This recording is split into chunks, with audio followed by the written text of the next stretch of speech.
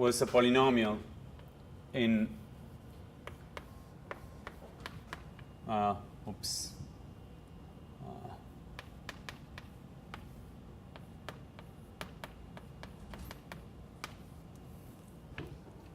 in n square variables.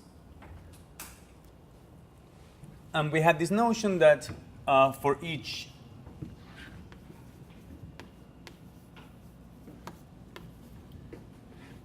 I think I used a commutative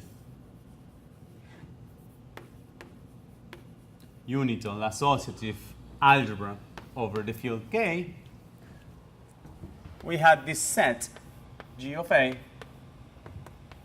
which was this collection of zeros of the FIs, in addition such that, well, this was a collection of matrices AI, AJK in matrix n by n with coefficients in A, such that the matrix is invertible and Fi of the matrix is 0 for every I. We required that this was a subgroup of GLN with coefficients in A. And moreover, this being compatible with, for every morphism of K algebras,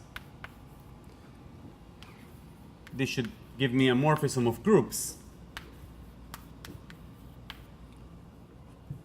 from GA to GP. So this is a trick to not deal with topology.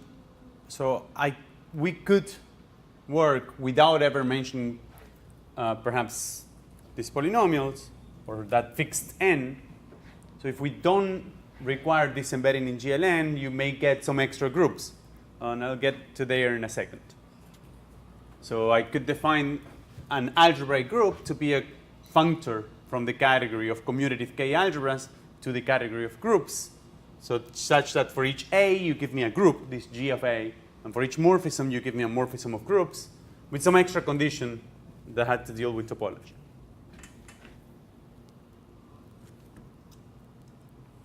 But that's a good definition, and then with this definition, we got, so the observation I just made is observation, a group is in particular, well, an algebraic, a linear algebraic group is in particular, it's a functor from the category of commutative unital associative algebras over the field K to the category of groups that sends A to G of A.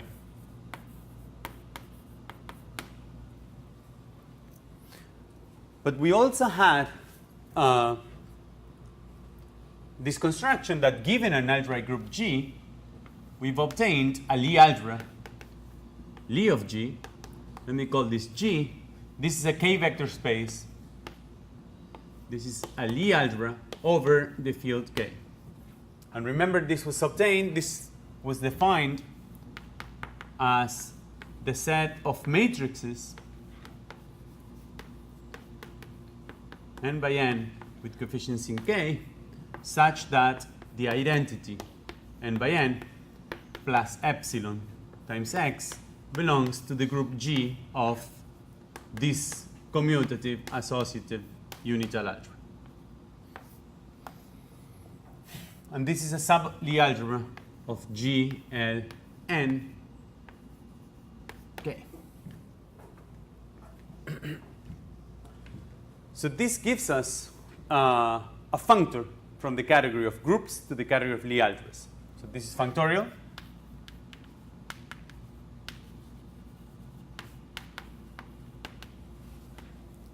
That's an easy statement from the category of linear algebraic groups. So that I don't write it again, linear algebraic groups to the over the field K to the category of Lie algebras over the field K. If you give me G, I give you back Lie of G. So that's easy. If you give me a morphism from a group, oh, I haven't defined. Well, the way I'm stating it, I defined this thing as a category. I have not defined this thing as a category. I have not defined you what a morphism of groups is, but you can guess what a morphism of groups is. It's going to be a map between the functors. That's going to take some time, so I'm not going to do this, because in order to define this as a category, then you may not have a map between the polynomials themselves. That's the thing. So you're going to have some natural transformations between the functions. Anyways, we're not going to use this thing. But what I want to do is just to connect it. I gave you a list of classical Lie algebras, and I gave you a list of classical algebraic groups. So I want to connect them. So at least one example, let's see. So for example, remember we had this, suppose that you have a vector space. So now let's fix the vector space to be, okay, n. So let's call this vector space V. And we fix a matrix, an n by n matrix with coefficients in k, which is symmetric and non-degenerate in the sense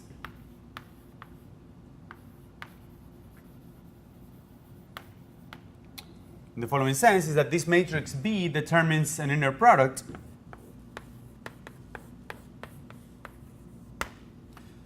now I have a basis, so I can call this a vector in V. I can denote it by a column vector in that basis.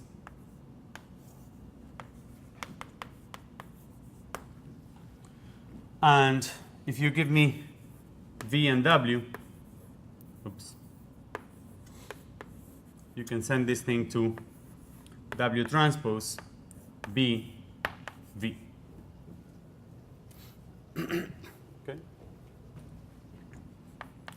Just, well, some sum of W J B,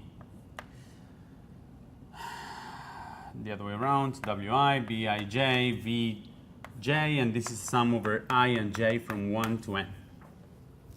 Okay. So probably I got this I and j changed there, but it doesn't matter. B is symmetric. Okay. So that's an inner product. So without choosing bases, I'll say that I have this, and I'll write this as W transpose B V. Okay? So perhaps this is just a notation. So now, I defined a group which was O of perhaps On,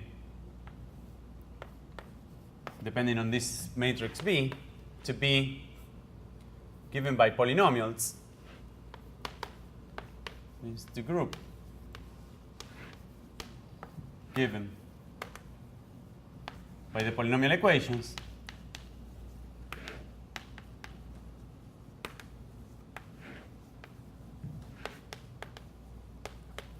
that are requiring that this is a subgroup of GLN preserving that inner product. Namely, I'll declare a matrix. I'm using the matrix A. I'll declare that a matrix A, let's call it like this. Let's say, yeah, let's use A to be an n by n matrix with coefficients in K belongs to O and B if A V A W is equal to VW for every V and W in the vector space V. Which means that, well, using this basis that we have and the matrix B explicitly defining this inner product, this on this side this is V transpose W, and on this side this is AV transpose, oops, I'm sorry. This was the matrix of the inner product. If you take B to be the identity matrix, that's just the usual ON. Here we'll have B, and here we'll have AW.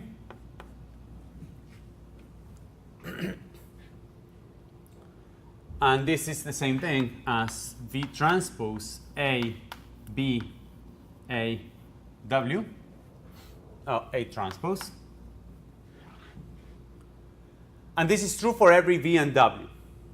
Since B is non-degenerate, then it must, since B is non-degenerate, then it must be that A transpose B A is equal to B. Oh. And this is a polynomial equation in the entries of A. Okay. So this is a quadratic, this is a system of equations. They're all of them quadratic, homogeneous quadratic equations in the entries of A. So therefore this, it's easy to check that this is a group, that this is a subgroup. If you have two matrices, you multiply them, that equation is preserved. So therefore, this is a linear algebraic group, and it's a subgroup of GLN. Okay. So now the question is, what is the Lie algebra of this group? All right. So what is Lie of O N B? So I'll define this to be the Lie algebra O N of this inner product B. And let's take an X here. This by definition is if and only if the identity plus epsilon X belongs to O N B of the algebra. Well, I'll forget this B, but it has to be of the algebra K epsilon over epsilon squared. And then therefore this equation here reads identity plus epsilon X transpose B identity plus epsilon X ought to be equal to B.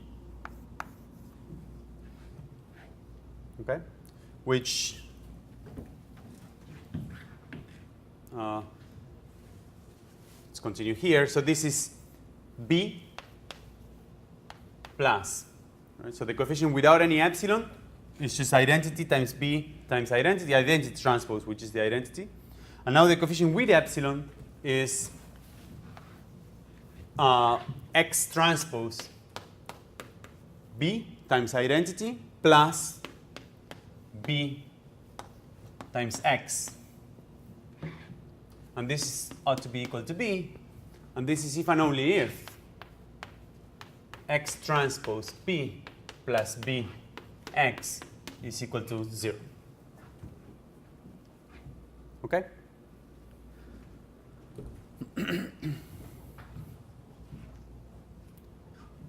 So now, so X is in ON of B if and only if that happens there.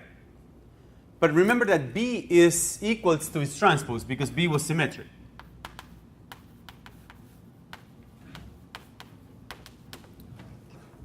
If you take B to be antisymmetric, then you're going to have to add an extra sign in what I'll write now. But then this equation therefore becomes X transpose B transpose plus BX is equal to 0, which is the same thing as BX transpose plus BX is equal to 0. Okay? And now this is the same thing as, let's multiply on both sides by V transpose and W. V transpose on the left, W on the right. Okay? And this becomes X V W plus V X W is equal to 0 for every V and W in V. Okay? So this was the Lie algebra that I defined last time as the orthogonal Lie algebra. So the Lie algebra of this linear algebraic group is the orthogonal Lie algebra that I had defined before. If this B was antisymmetric, then, well, this equation is still the same. This B, the only thing that we used here is that B is just non-degenerate. This equation is still the same, but then when you pass to this form, then you'll add an extra minus sign here, and then this is going to become a minus sign. Okay? All right, so that gives you a bunch of examples of Lie algebras connected with Lie groups, with algebraic groups. So let's talk a little bit about Lie groups. But the point is that these linear algebraic groups that we've defined, they all satisfy this following property that, at least the examples I gave, the orthogonal group, I also gave SLN as the kernel of the determinant, so matrices with determinant 1.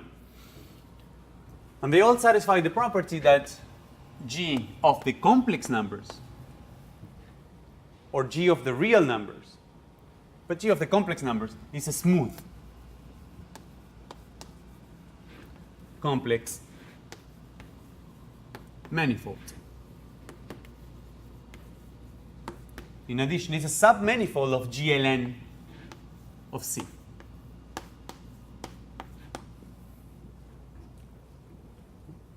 So all the examples I gave, the polynomials are polynomials with integer coefficients actually.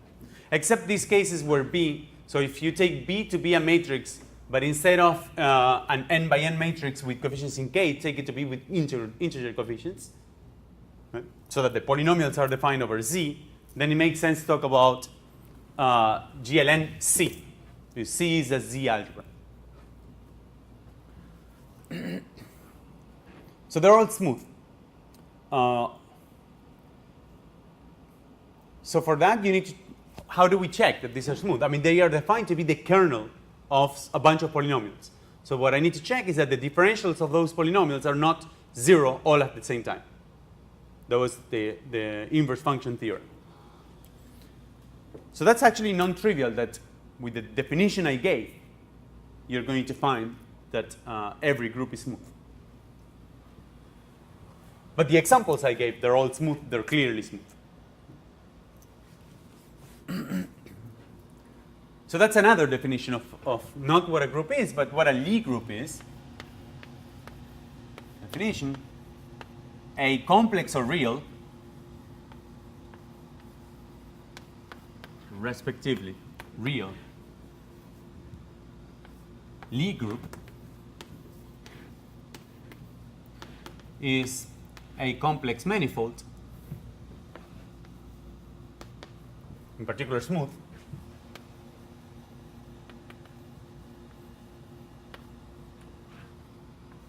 respectively real manifold G together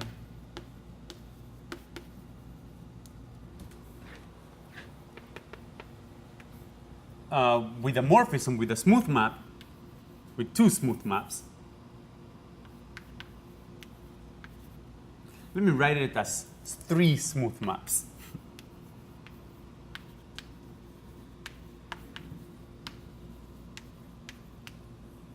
So one of them is the map from the manifold with only one point to G. So that's just a point. Any map is going to be smooth. So that's the identity. 2, we have a map from G to G that sends an element to its inverse. And 3, we have a map from the product manifold to G, which is the product, and I'll require that this is a group with this structure.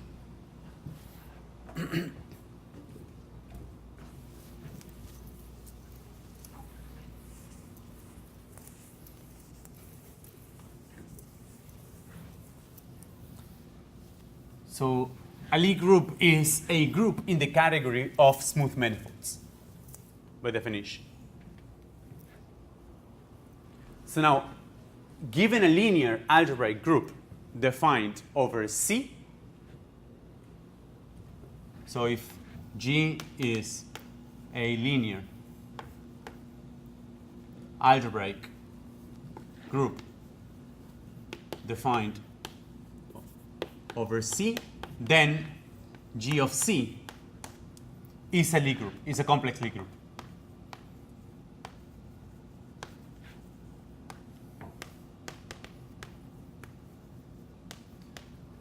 So there's something to prove there, which is the fact that G of C is a manifold, which I want. I want proof.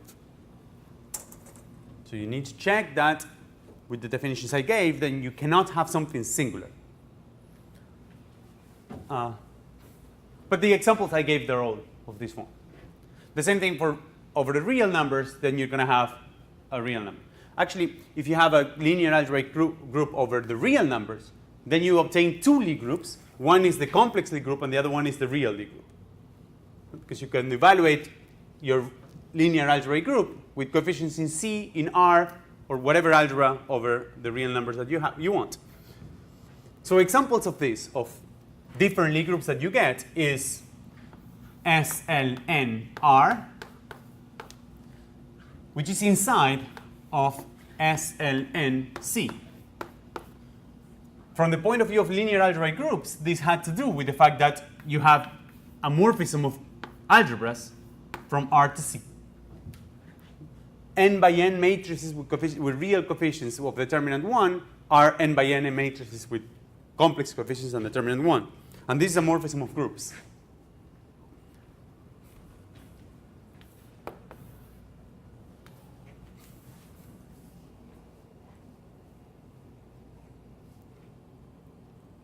All right. So let's try to get to the point. So groups that are interesting are compact groups. And every complex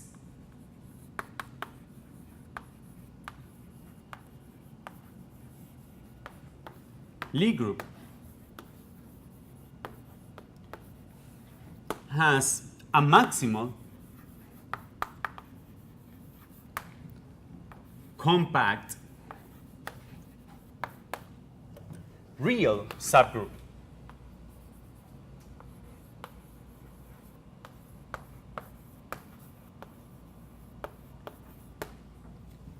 So I can think of, this is a complex Lie group, and this is also a real Lie group.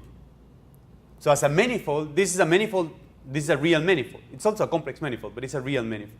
And this is also a real manifold. So this is a subgroup of this one in this category of Lie groups by being a real submanifold of this one. So every complex subgroup has one that is maximal and is compact. This one is not compact inside of this one. So the question is, for example, for S,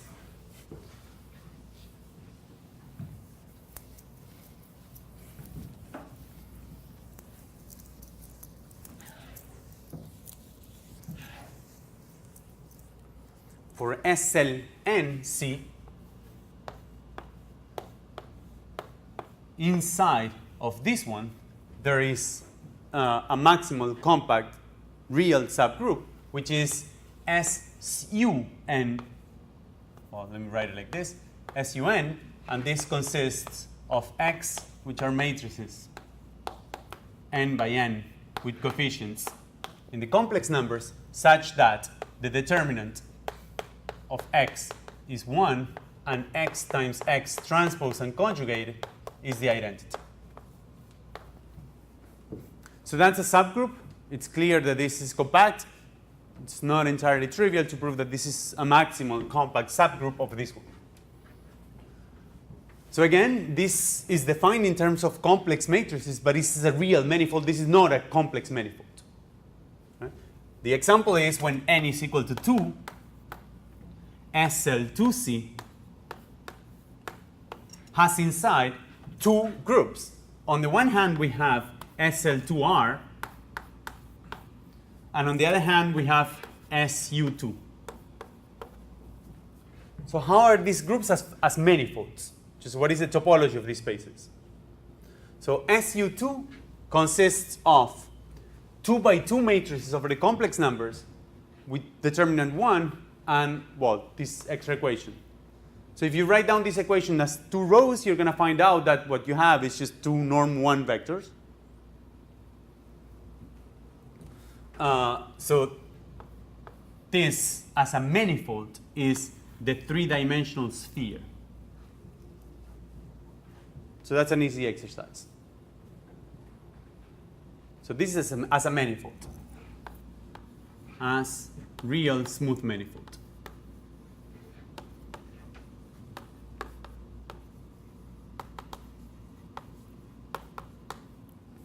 This one, on the other hand, so what is the topology of that group?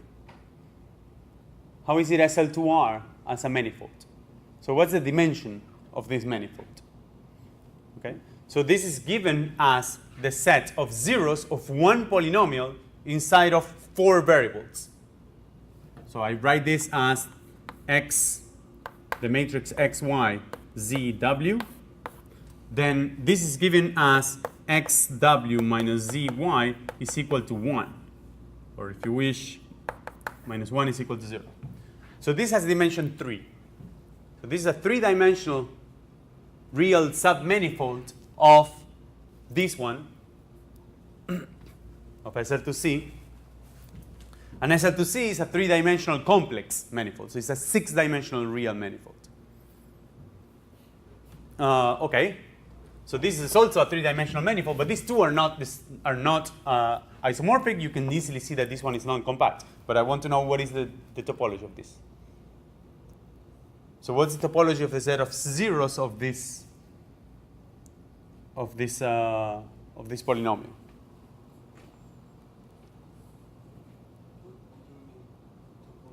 Well, I just told you that this group is the sphere. I identified it as a manifold as the sphere. So that's the as a differential manifold or as a topological manifold, it's just S3.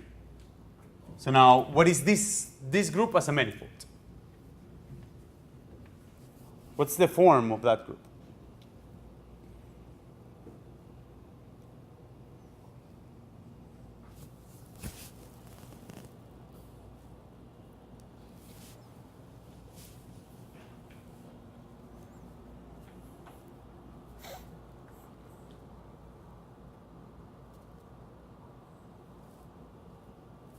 Well, I'll leave you to think about this, but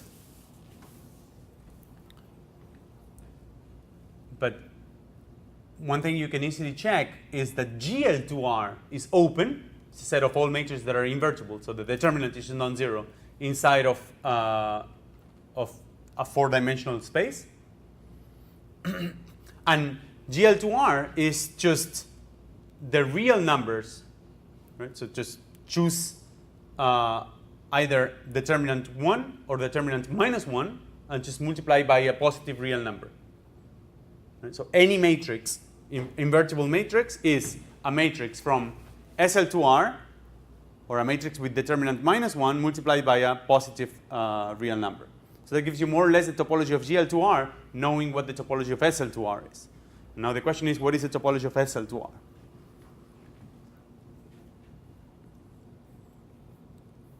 You'll see quickly that you have a copy of the real numbers, of the positive real numbers, or then non-zero real numbers, by just the diagonal matrices. So inside of this SL2R, you have a subgroup of dimension 1 that consists of matrices of the form alpha, alpha inverse, 0 and 0. And here alpha is just any real number minus 0. So that already tells you that this group is non-compact.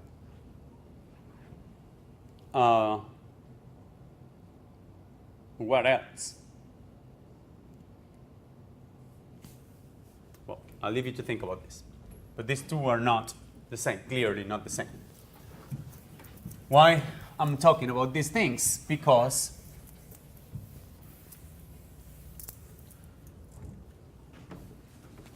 whenever you have a complex Lie group, let G be a complex, or respectively, real Lie group, then the tangent bundle at the identity of G, so this is either a complex vector space or a real vector space, is canonically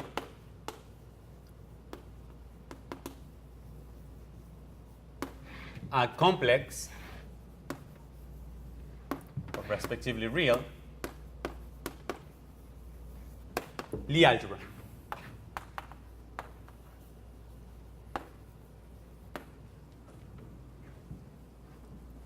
So I hinted as to how to prove this theorem last time. I'm not going to prove it here. That's more for a differential geometry class. But the idea is very simple. The idea is to look first at the set of all vector fields. I'm going to write it like this. So you take TG to be the tangent bundle of G.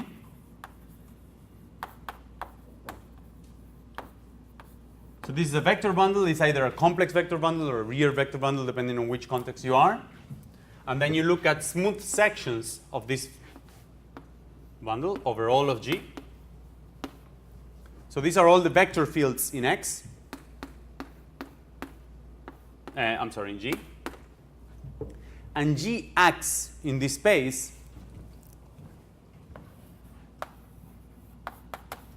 on the left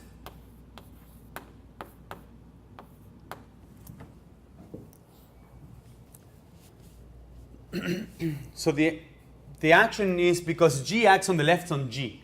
So if you give me a vector field X, let's say that you have a vector field X here and an element G in G.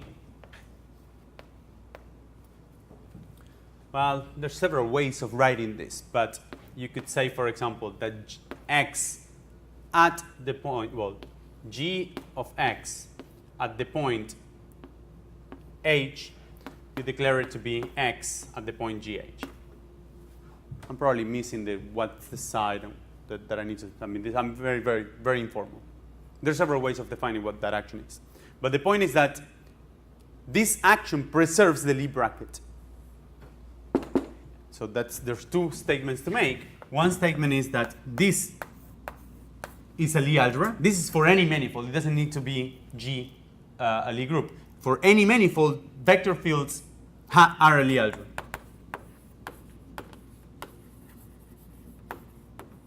With the Lie bracket of vector fields. And G preserves the Lie bracket. G acts by isomorphisms.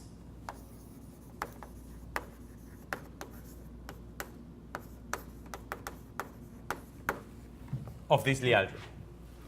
Therefore, the set of invariant vector fields is a Lie algebra.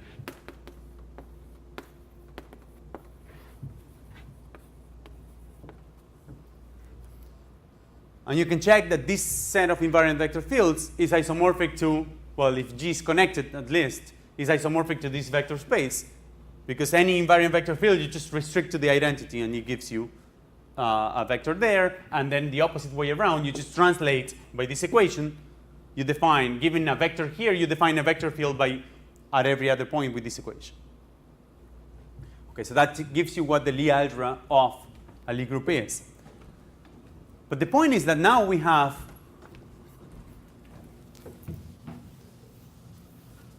several definitions of the same Lie algebra, namely the Lie algebra. Let me define you the Lie algebra SL3 and the Lie algebra SUN.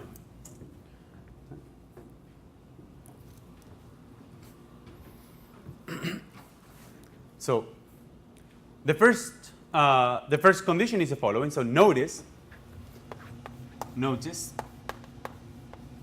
that SLN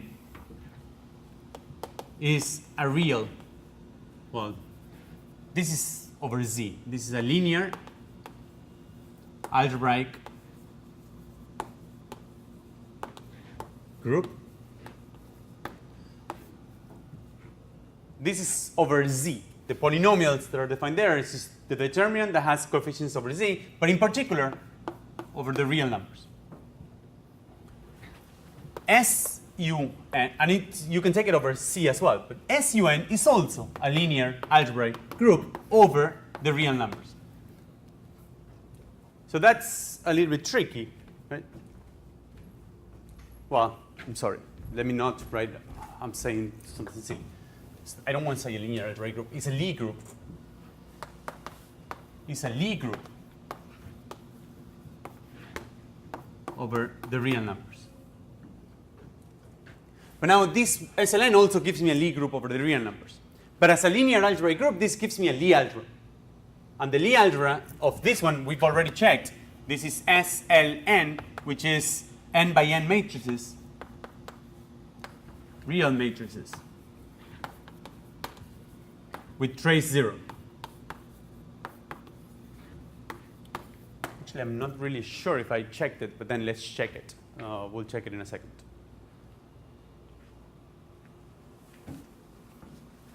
So that was the definition with as a real algebraic group. How about this one? I only have it as a Lie group now, so I need to define what is what this Lie algebra is. So now I can try and look at this equation from an algebraic perspective. Okay? So let's do two things. Let's check that from the Lie perspective, trace 0 corresponds to determinant. From the algebraic perspective, trace 0 corresponds to determinant 1. And then let's do SUN. Okay? So this thing here was, by definition, was X identity plus epsilon X belongs to SLN. So that means the determinant of this guy has to be 1. So now how do you compute the determinant of this matrix? So this matrix is 1 plus epsilon x 1, 1, and here epsilon x 1, 2, epsilon x 1n. So it's only in the diagonal that is different. So here I have epsilon x 2, 1 up to epsilon x n 1, but the diagonal I have 1 plus epsilon x n n here. And I need to compute the determinant of this thing. So now I need to choose in each row one element. And each column one element, take the product of everything, and then sum up. But clearly, if I take in two different rows, I choose the ones that I choose one that is non-diagonal, that product is 0 already. So from all the choices, there's only one that is going to give me a non-zero term, which is when I choose everyone the diagonal. And when I choose everyone the diagonal, the product is 1 of all these ones here, plus an epsilon term. And the epsilon term is, well, I can only choose one of them. Otherwise, if I choose 2, then I already have 0. Epsilon squared is equal to 0. So if I only choose 1, then I have the sum of the xi I. And this is 1 plus the trace of x, plus epsilon times the trace of x. So we see that this determinant is 1 if and only if the trace of x is equal to 0. So that's one connection between the determinant and the trace that doesn't use any convergence whatsoever. This was purely algebraic with our definition of linear algebraic group. So that gave us our one definition of what the Lie algebra is. But here we have a different definition. We have the statement that matrices of determinant 1, they form a manifold.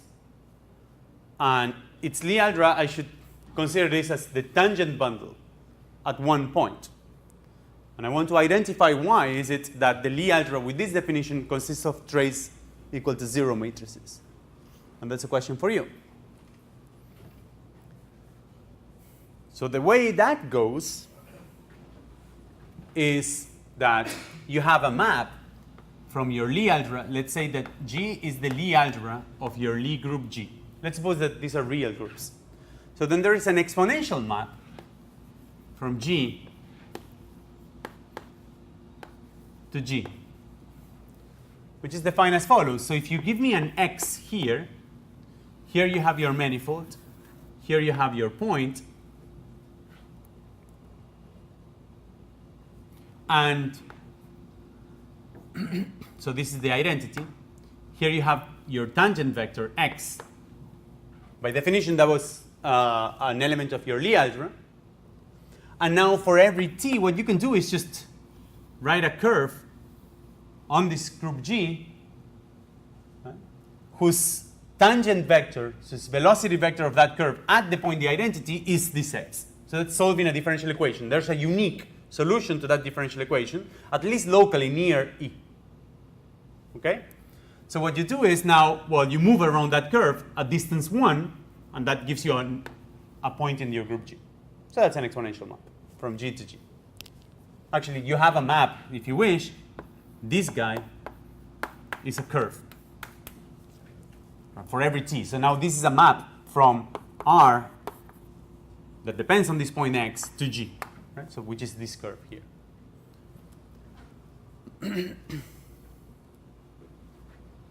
Indeed, if you start with matrices which have this exponential, actually, when G and G are subgroups of GLN, so if this is a sub-Lie algebra of GLNR or C, and this group is a subgroup of GLNR or C, this exponential is the usual exponential of Lie algebras. Oh, I'm sorry, of matrices. Just the sum. This exponential actually is the sum of x to the n over n factorial, n bigger or equal than 0. So that's an easy exercise because, well, you have global coordinates, and the unique differential equation that you need to solve is d by dt is equal to x at 0.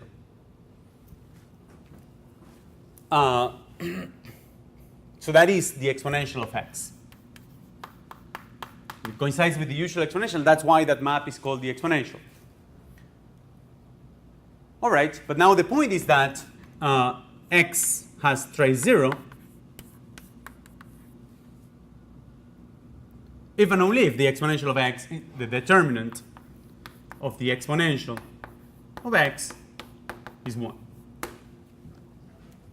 So that's also an easy exercise. You can check that if the trace of x is 0, then the exponential of x has determinant 1.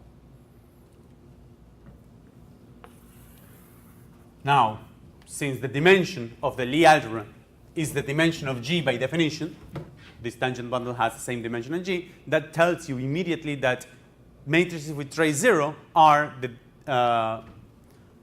is the Lie algebra of matrices of determinant 1 in the real or complex case. Okay.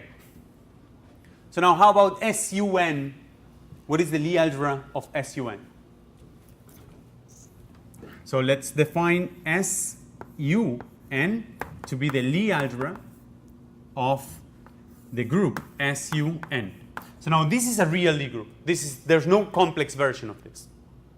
There's no complex group, complex structure on this manifold. So this is a real Lie algebra. So this is a real vector space. So how do I define it? But I can try and think of it as algebraically as I had before. I had before. So how do I take this equation and I view it over, well, the same thing? How about we try identity plus epsilon x times identity plus epsilon x transpose and conjugated being equal to the identity. And now this equation here is just identity plus epsilon x plus x transpose conjugate. And this is equal to the identity. So this is if and only if x plus x transpose and conjugated is equal to 0.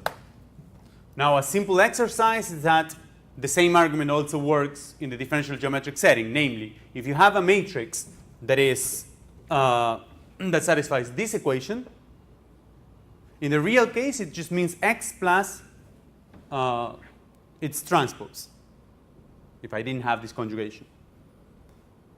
Remember, this is the orthogonal case, the orthogonal Lie algebra, when I take B to be the identity matrix. In the complex wall, this SUN is the same thing where I take this extra complex conjugation. If you take the exponential of such a matrix, you're going to find a matrix in this group. Well, that's not really true if, well, you want to have trace to be 0. So this group here, I had two equations. The determinant was 1 and this condition. So to have the determinant 1, I also needed the trace of x to be 0. If I only have this equation here, I would call that Lie algebra UN. And if I add the condition that the trace is 0, namely that's in the intersection with SLN, then I will have this Lie algebra SUN.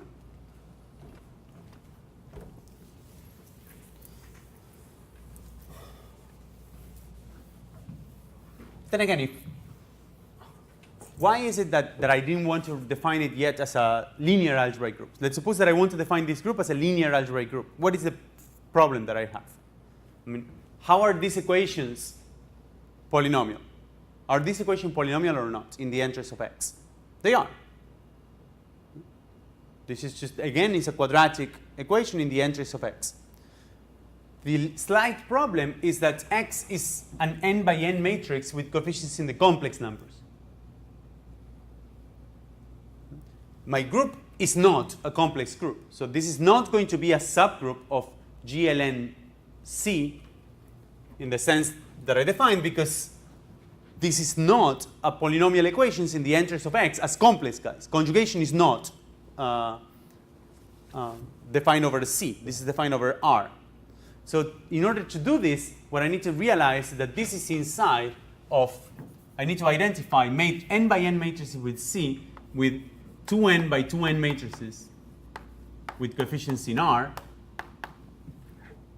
And this is inside of, well, GL2NR. And in that sense, it is an algebraic group. Okay? So that allows me to identify the two Lie algebras, either computed in this way or by the exponential. Okay, so now we have two setups where in differential geometry or algebraic geometry, notice how algebraically it was much easier to deal with this than to deal whether or not this exponential even is well defined, is convergent or not. But the Lie algebras coincide. However, what I notice quickly is that the case n is equal to 2 is striking.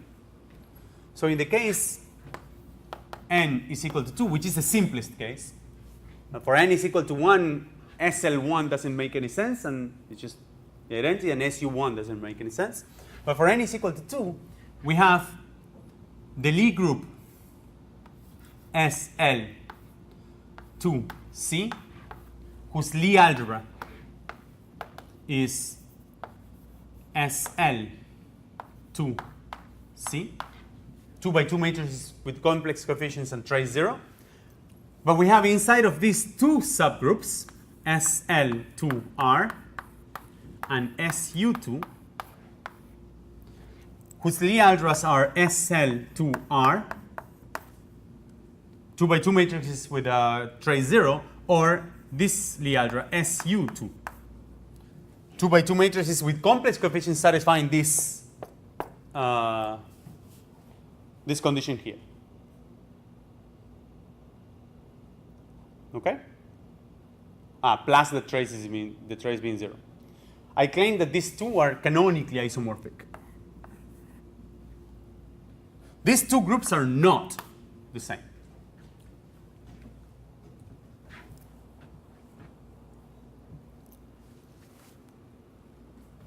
These two groups are not the same, but these two Lie algebras are three-dimensional real vector spaces, right?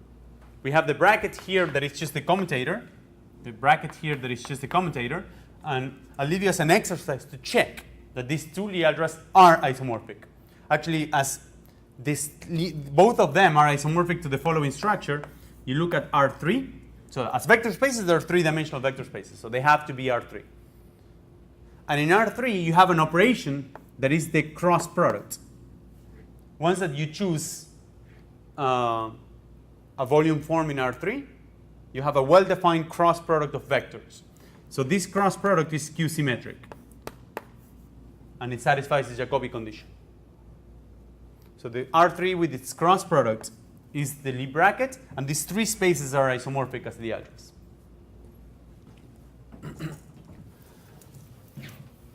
So the Lie algebra actually cannot distinguish the Lie group.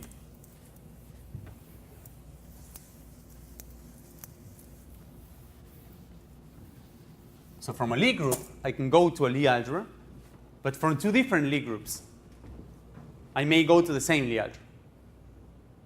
What's going on is that, well, there's several things.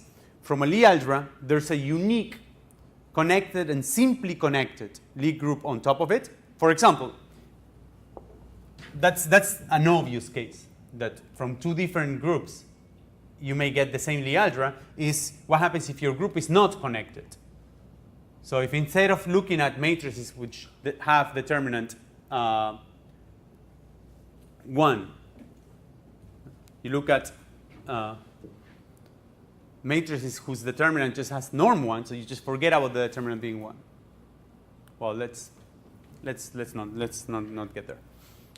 So if you have, instead of, for example, O3, 3 by 3 matrices over the real numbers that are orthogonal. So the determinant has norm 1. It could be either 1 or minus 1. This group is not connected. Over the reals, the map, which is the determinant, is a continuous function. So either the preimage is an open, which is either determinant is 1 or minus 1. So inside of here, you have SO3. That's a compact group. It's a three-dimensional real group.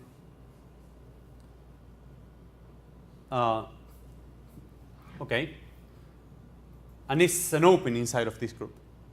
The tangent bundle at the identity here is the same as the identity here. The tangent space at the identity, of course, is the same for these two. So the Lie algebra of this guy, of O3, is the same as the Lie algebra of this guy. Something we already had for every n. So another exercise, check that these are the same.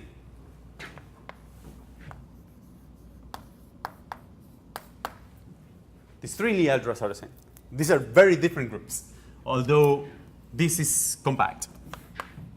So SO3 is compact as well. This is a double cover of this. So this is a compact group, but this is connected. Again, O3 is not connected, but this one is simply connected. This is S3, and this one is not simply connected. 3 by 3 matrices over the real numbers, which are orthogonal, you can check that the fundamental group of this manifold is non-trivial. So this is a double cover of this. That's an easy statement as well. So there you have a bunch of groups that are different, and they differ by topological issues. This one is not compact, this one is simply connected, and this one is non-simply connected, but it's compact. But their Lie algebras are all the same. If I had started again from a Lie algebra, just R3 with this product, there's a unique simply connected and connected group on top of that. And that one is this one, which happens to be compact in this case. I'm not going to state that. So for real Lie algebras that are simple, then you're going to have this notion of being compact for the corresponding group. Okay, over the complex numbers, that's the same thing.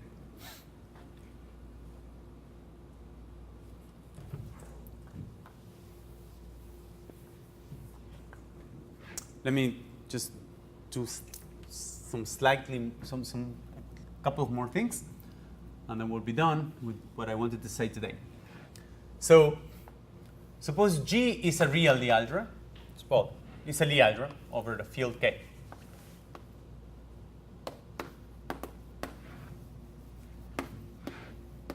And suppose that you have a field extension.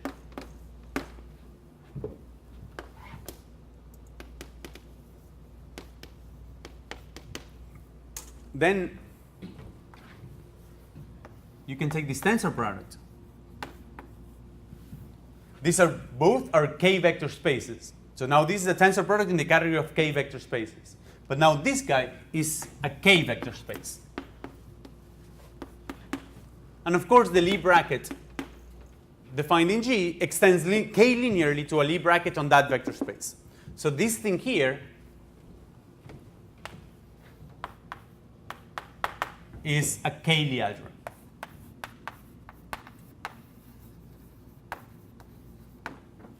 So whenever you have a Lie algebra over a field and you have a field extension, you have a Lie algebra on the extension. This is analogous to the fact that whenever you have a linear algebraic group over a field, your polynomials are defined over a field, then for any other algebra over that field, you have a group. But now, that's the point. I have a bunch of Lie algebras. Well, in this particular case, they were all the same. So let's deal with one that is not the same. So let's look at the group SLNC.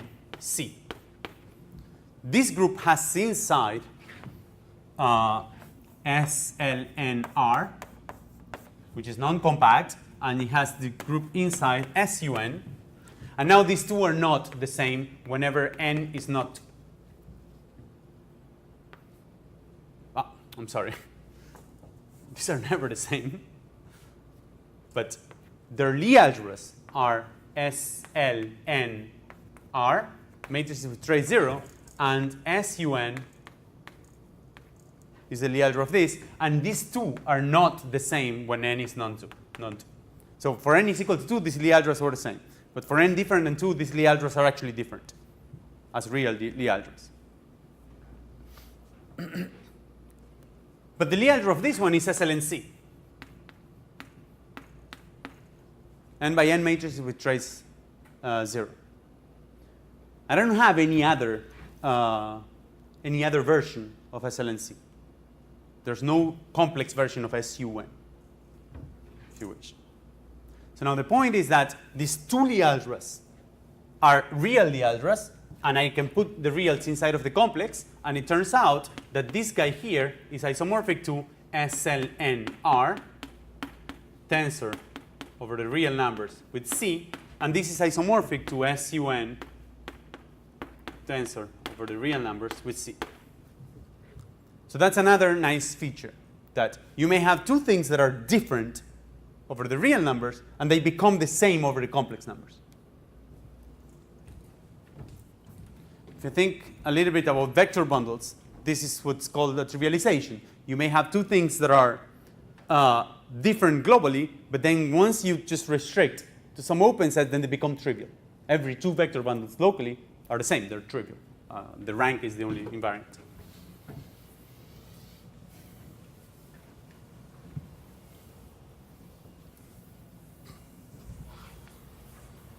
Okay.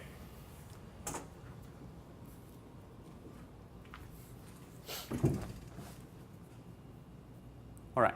So I have some time to say a little bit about what I wanted to talk about. So what appears in nature are groups. Groups are symmetries of things. Every time that I define a group, I told you as, well, I have some group acting on a space, and I preserve some other space. Lie algebras were just defined as a tool to study groups originally. So what I'm interested in is representations of groups. So groups defined abstractly, but actually acting by matrices, some space. But that's hard to define.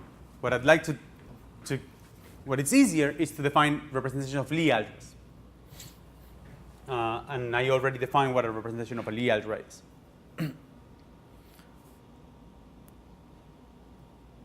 But I like to give a geometric intuition as to what representations of groups. So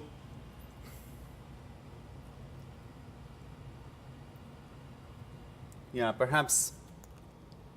So now I'm going to be even less formal than I have been in this class already. So if you have G, let's suppose that G is a complex group. A complex Lie group. And keep in mind this group, keep in mind this group, SLNC. That's the model that you need to have. Or GLNC, or if you want to get something slightly more trickier, PSLNC. So namely, you divide by multiples of the identities. I'll talk about that in a second. But those are the kind of groups that you should have in mind when I say a complex Lie group. Then B, well, I'll say that K, well, probably better like this. P inside of G is parabolic if the quotient of G divided by P, well, this is not necessarily a group. I mean, in groups, I cannot take quotients and have a group. But this is a manifold. So this is going to be a subgroup that is a closed subgroup.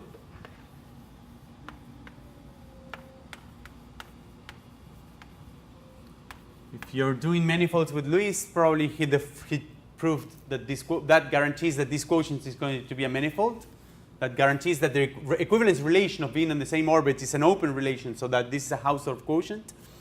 And whenever you have this guy, it's now a complex manifold. But then I'll call it parabolic whenever this complex manifold is compact.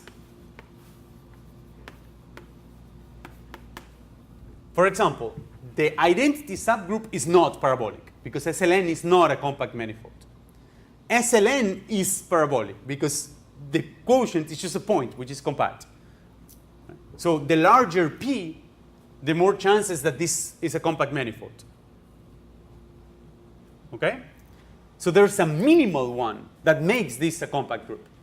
So P is called a Borel, and I'm going to call that B is a Borel. And this is not true for every compound. Yeah, I'm going to define it this way. A Borel if P is minimal.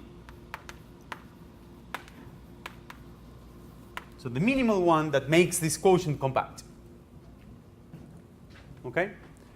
And if G is a simple complex group, a simple connected and simply connected complex group, then there's always a minimal one, and any two of those guys are conjugated. That's to study in a class of groups. What I want to say about this in mind, what you should have in mind about this SLN is that what are compact and what are parabolic? Okay? So in this case, my G looks like this. Let me give you the model that I have in mind. My G looks like matrices with entries everywhere. The only condition is the determinant is 1. The P's look like this. You can have by blocks. And entries like this, as long as the diagonal is included here. So any set of matrices by blocks like this and zeros below it, this is parabolic. And the minimal such parabolic is something that looks like upper triangular matrices. Of course, any conjugated, so if I conjugate these groups inside of SLN or a conjugated group to this group, it's still going to be a Borel and it's still going to be a parabolic. But they all look like this, either upper triangular matrices or upper triangular by blocks in this sense. And that's what the minimal is. So examples of these quotients are manifolds that you know. Actually, I claim that probably every manifold you know at this time, complex manifold that you know at this time is in some sense a symmetric space like this. So one example is you take G to be SLN or GLN, see? And you take P to be matrices which have a block, which is a K by K block, and then the rest. So here you put 0. Okay? So the quotient is the Grassmannian.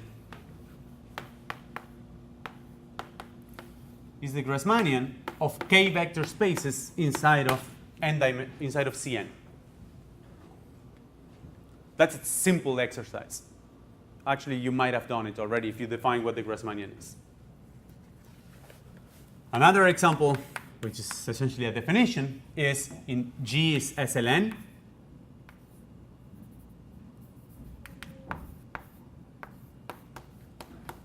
And B is upper triangular matrices inside of SLN, namely the product of all of these has to be 1.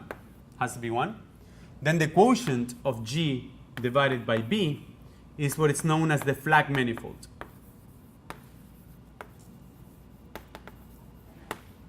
And this consists of vectors. This is the full flag manifold. This is a generalization of the Grassmannian of K vector spaces in N. This consists, a point in this manifold is a series of vector spaces, V1 inside of V2, inside of Vn minus 1, inside of Cn, where the dimension of Vi is equal to I. So that's a full flag. It's just one vector space inside of the next one. So if you take a partial flag would be not to have all these inclusions, just have some of them, and in particular, the Grassmannian is such a thing. Just one vector space of a given dimension k inside of C. So, yeah. So it's easy to see why these spaces are these quotients, because, well, let's see. So G acts on, first of all, you need to check that this is a manifold. That's probably the non-trivial part. Check that this set, defined this way, has a natural structure of a manifold. So that's a non-trivial part. We can do it by identifying these two, because this one has a natural structure of a manifold. So this is a set, and this has an action of the group SLN. Why?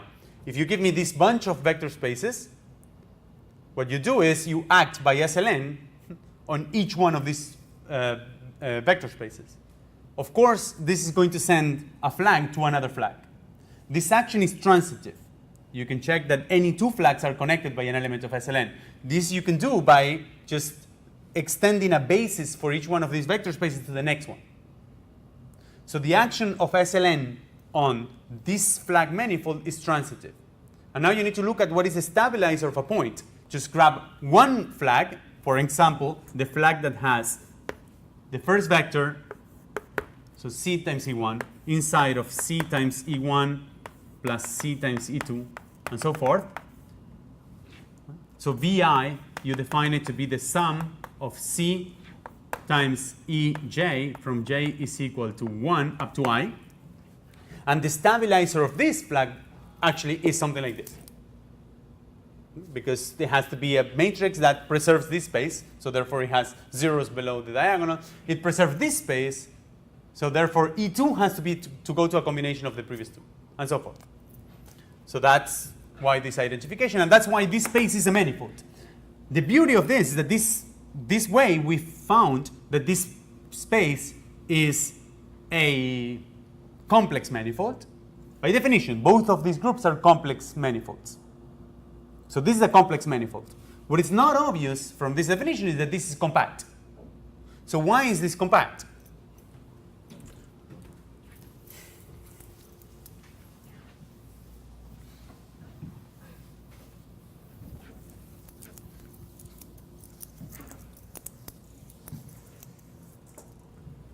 Okay, so there's a couple of things to do.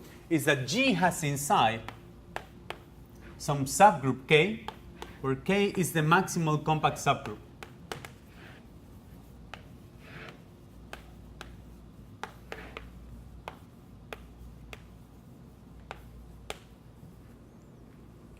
And in these cases that I'm talking about, this K looks like SUN inside of SLN. SUN is compact and it's maximal. So this is, if this is G, this is K. And the intersection of K with B, I'm going to call T, is a torus. And this is interesting because this is a torus in many ways. This is first of all, it's an abelian subgroup. This is not true for any G. This is true for simple, complex, simply connected groups. But this is a torus in the sense that it's really topologically a torus as well.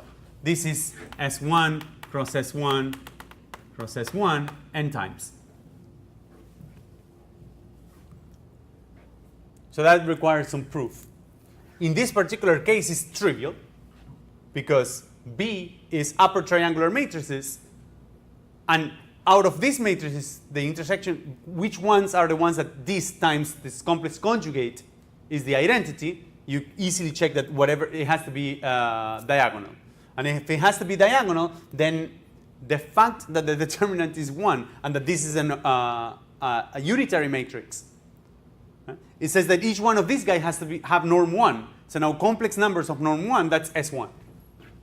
Right? So this torus T looks like, but I already told you what K is, what G is. So T now looks like diagonal matrices of the form e to the I theta 1, e to the I theta n, and the sum of the theta i's is equal to 0.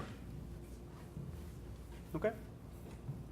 So that's an S1 cross S1 cross S1 cross S1, n minus 1 time. I think I said something wrong. The rank of this group is n minus 1. There's one equation between those guys.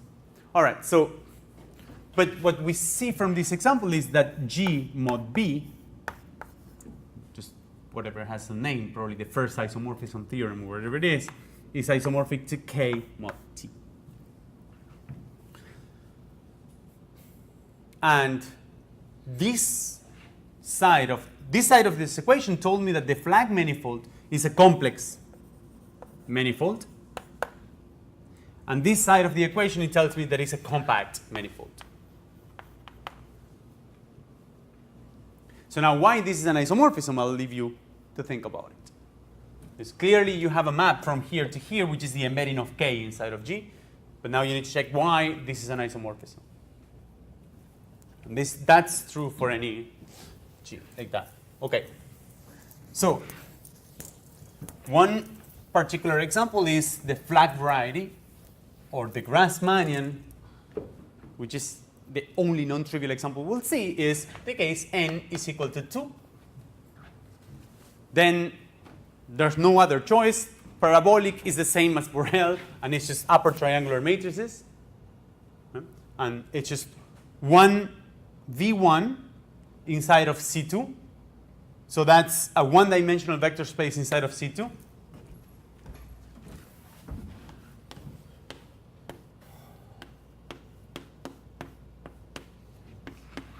One-dimensional vector spaces inside of C2. This is P1 over the complex numbers.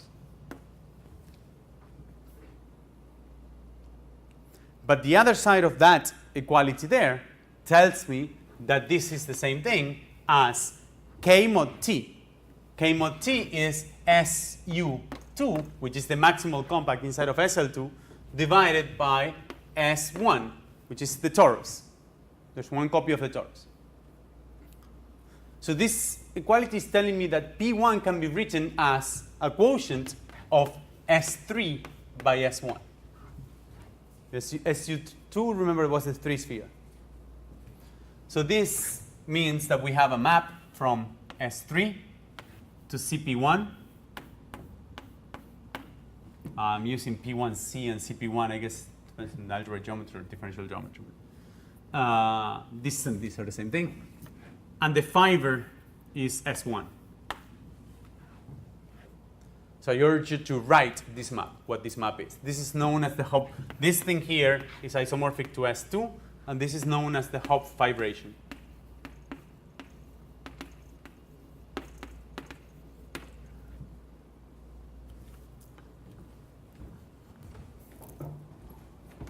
So that's one example of this kind of quotients. The map from S3 to S2, it's not hard to write. You think of S3, for example, as the norm 1 quaternions. That's one way of thinking of S3. How do you get an element in S2? It's easy. But that's one way. Now I just told you an explicit way of writing that map, which is by identifying these two spaces. All right. So here comes the beauty of this.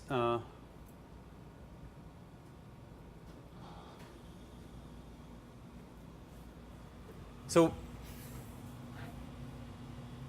what one can do is the following: is one can look at. So we have this group G, and we have inside this minimal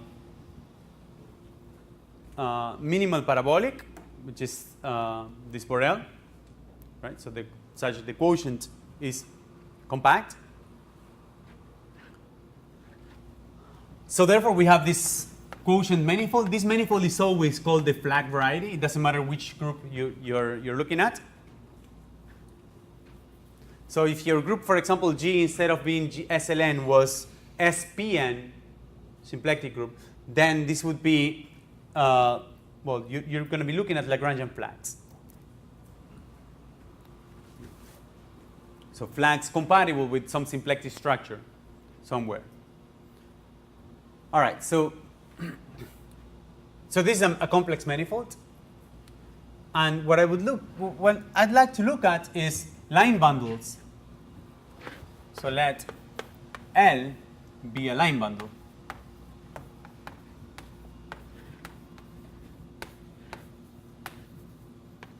On X. So what does it mean to have a line bundle? I'll use two different notation. One is to have some manifold of dimension 1 more than this, complex dimension 1 more than this. The fiber is just C, and locally is trivial. But what I want is, instead of having a line bundle on X, I want to have a G equivariant bundle. And this I want to define what it is. And notice the following while we're doing all of this. G acts on this space X because B acts on the right here on G, and we took the quotient on this side. G acts by left multiplication on X on the other side. So we have an action of G on X, which is a transitive action. Again, this was exactly the same thing that I did here. SLN acted on the flag manifold by moving each space. So I would say that a line bundle is G equivariant if there exists a lifting of this action. So if G acts on the line bundle, and that this action is compatible, namely that it preserves the fibers. So that's a G equivariant line bundle on X. And whenever you have such a G equivariant line bundle on X, then you can look at the space of sections, holomorphic sections. So I'll write it like this. Gamma X L is the space of holomorphic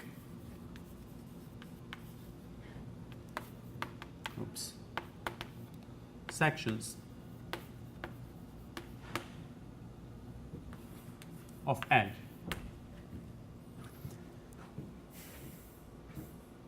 And that's why we went around about groups being algebraic, being complex, being real, and being compact. This manifold is a compact, complex, holomorphic manifold. Sections of a line bundle on a complex, holomorphic, compact manifold. This is a complex vector space and is finite dimensional.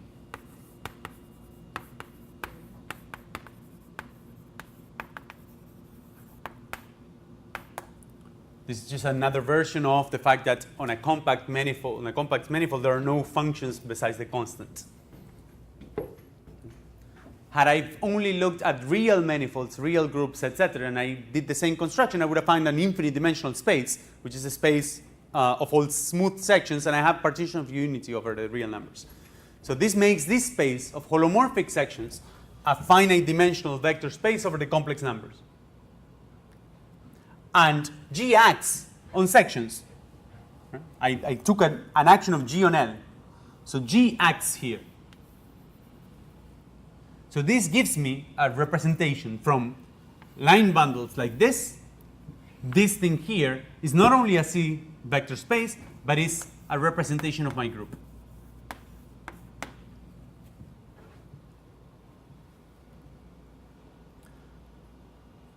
The theorem,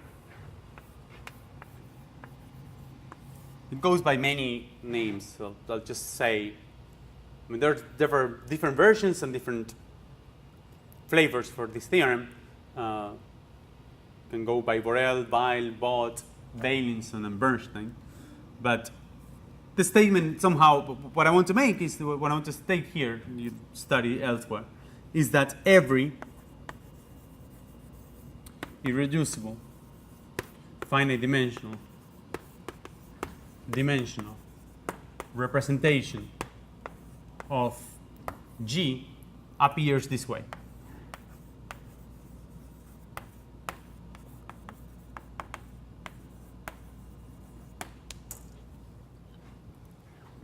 So what's a little bit harder is that to check that these are all irreducible representations of G. Or there might be zero. You may have line bundles that don't have any sections. Because here I wrote global holomorphic sections. So that's Borel-Weil. But realized that, okay, so this might be zero, but then the cohomology with coefficients in that line bundle, it's an irreducible representation, and then Beilinson and Bernstein generalized that in a different way. But I want to give you that example, which is SL2, which is very simple. So SL2 irreducible representations of G are the same thing as irreducible representation of its Lie algebra. I haven't talked about that, but it doesn't matter. Let me just give you a theorem. SL2C has a unique irreducible representation of dimension up to isomorphism.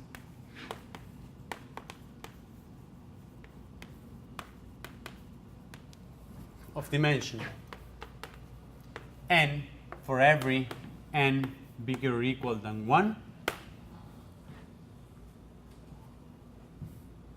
So the trivial representation is for n is equal to 1. For n is equal to 2 is the defining representation of SL2. For n is equal to 3, you can guess what it is because SL2C is a complexification of SO3, as I told you, and so forth. But, well, I am telling you that they arise as sections of a line bundle on P1.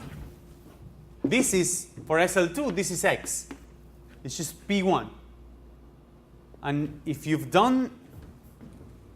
studied vector bundles on the manifolds class this semester, there's no way you haven't done bundles on P1. That's the easiest example, which is bundles on the sphere. And on CP1, line bundles are essentially parameterized by their degree, and for each integer number, you have a line bundle that is called ON. If you haven't done this, then, well, this is very simple. CP1, a point here, by definition, is a line inside of C2. So there's a line bundle that I would call O1, which is, well, the fiber of this bundle over L is L. So that gives you a bundle.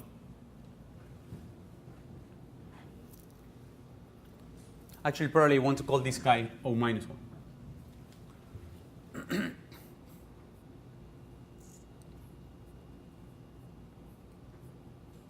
Okay, and now On is O1 I can define as O minus 1 dual. The fiber is the dual everywhere. And On is equal to O1 tensor n times if n is positive. And O minus n is equal to O minus 1 tensor n times if n is negative. Am I doing? Yeah, if n is positive. Okay, so this gives me a bunch of line bundles. So now, the space of global sections on CP1, holomorphic sections on the bundle On. Well, when n is equal to 0, so perhaps there's going to be a shift in here. So let's put it like this, n plus 1 and n here bigger or equal than 0. When n is equal to 0, this bundle O is the trivial bundle. So I'm looking at holomorphic functions on CP1. There's only the constants. Okay. This space is naturally isomorphic to the space of homogeneous polynomials,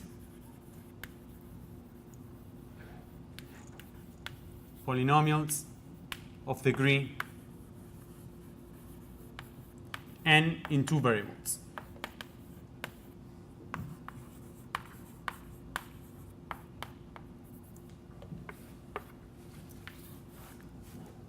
This you can check by using homogeneous coordinates on CP1. Those are the variables x and y, and homogeneous polynomials of degree n in those variables are by definition the sections of these bundles. So this is a space of dimension n plus 1. And these are the unique representations of SL2C. If you want to see them explicitly, well, that's not hard. Just to see explicitly what is the representation of SL2C in homogeneous polynomials in two variables, that's an easy exercise as well. Okay, and I'll stop right here. Of course, nothing, neither this time, nor the previous time, nor the previous, up to torsors, nothing goes in the tests, in the test next Thursday. But I would expect you to know Galois and the basic representation theory of finite groups, character theory.